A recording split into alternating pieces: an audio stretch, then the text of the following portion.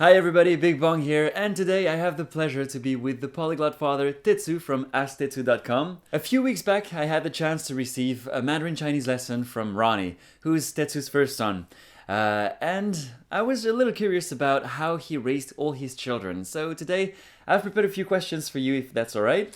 All right. So first of all, can you tell us a little bit about your background? Sure. Usually, I give a very brief background and I say I was born in Hong Kong to a Taiwanese father and Japanese mother. And then we all moved back to Taiwan when I was very young, like 8 months or something. So from there up to 13 years old, I was living in Taiwan. I was sent to an American school, so I was educated in English. But I always spoke Mandarin. Well, in Taiwan, it's the official language with people in Taiwan, my family. And then also I spoke Japanese with my mother.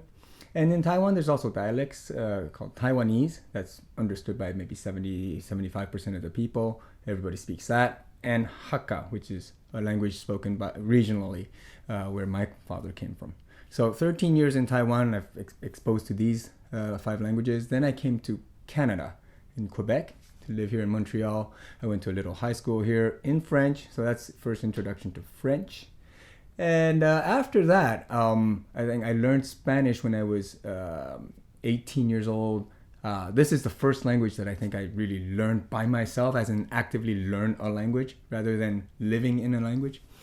So after that, I thought, oh, great, I can learn languages. And I tried to study German, Italian at the university. Also traveling, I learned a little bit of Portuguese. When I say languages that I speak, I always say English, French, Japanese, Mandarin, and Spanish in that order of fluency. And these are the 5 that I always consider myself fluent in. So Now, when you decided to have a family and raise children, did you already know that it was going to be in the multicultural/multilingual environment, or was it something that just happened? think about it. I grew up in a multilingual environment created by my parents. I cannot thank them enough. So I'm basically doing the same thing for my children, kind of like a pay it forward idea. And for me, everything was planned right from day one, or I would even say before day one, since I was speaking to my wife's tummy when my first son when she was pregnant with our first son, and I was speaking always in Mandarin. We were living in Japan, and the plan was already, I would speak Mandarin, and my wife would speak in Japanese, and then later we would introduce different languages, and create an environment for that. Now, more about the methodology. What's your approach? How do you teach them languages? I would say we have a philosophy or a methodology. It's called OPOL, OPOL. That's one person, one language. Many people also refer to the one parent, one language, but in our case, we have 5 languages that we're teaching them. So we need more than just the 2 parents. So OPOL basically means you have to apply or attribute a language to one specific person. So I always speak Mandarin with the kids. My wife always speaks Japanese with the kids. And also we live here with my parents. So my father, who's Taiwanese, also speaks Mandarin with the kids. And my mother, who's Japanese, speaks Japanese with the kids. Then living in Quebec, we send the kids, it's a community language. It's French. So school, daycare, everything's in French. And we also, this is something that's introduced really strategically. We have au pairs, which are basically live-in nannies who live with us. And we invite au pairs from Mexico. And that's the introduction of Spanish, which I think will be a very important language in our children's lives. Now, I see that your children do many activities, including music or sports. Is it because you're active yourself, or because they want, or even because it's part of your educational strategy? It is, once again, it's part of the educational strategy.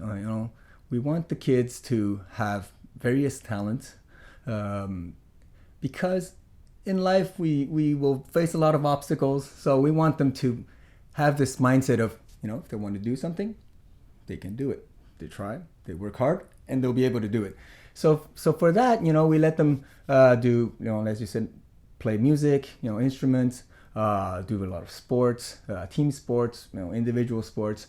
It's not necessarily because I am active in these sports. There are a few that I played when I was younger, but if it weren't for them, I probably won't be as active as I am today. But the strategy itself is quite similar to our language strategy. We create that infrastructure. So for music, we have a piano at home, we have guitars at home, we have drum sets. It's there. It's easy for them to access, and we don't hire any teachers yet. We just figured it's there. If they're interested, they'll do it. And sure enough, my first son, he's very interested in piano and drums. We set up, we have an electronic drum, so we set it up to a PlayStation with games. Then he plays. Through that, he's learning how to play drums. He's never taken a lesson. Same thing with piano. We download some applications on an iPad, and they would just go on. It's like a challenge. It's a game, and he learned how to read within a few weeks. And he's playing Imagine and different songs, so he's enjoying himself, and that's it's a critical element. The kids have to enjoy what they're doing. And in terms of sports, we moved back from Asia to live here in Bromo, where we live right now. It's a ski town. The mountain is literally 3 minutes away, so it's very easy for us to just one afternoon say, hey, it's nice outside, let's go out, and we just go skiing. The ice arena is right there, so playing hockey or skating. My daughter loves horseback riding, and there's ranches around, and they have their lessons. So gymnastics, ballet, you name it, we have, within a 10 to 15 minute drive, you have a lot of things that they can do here. So that's really, what I mean by creating that environment. Well, thank you very much for answering all my questions. If you're interested in raising multilingual and multi-talented children, go on his website, asktetsu.com, and all his social media accounts, and we'll see you soon for more videos. Bye!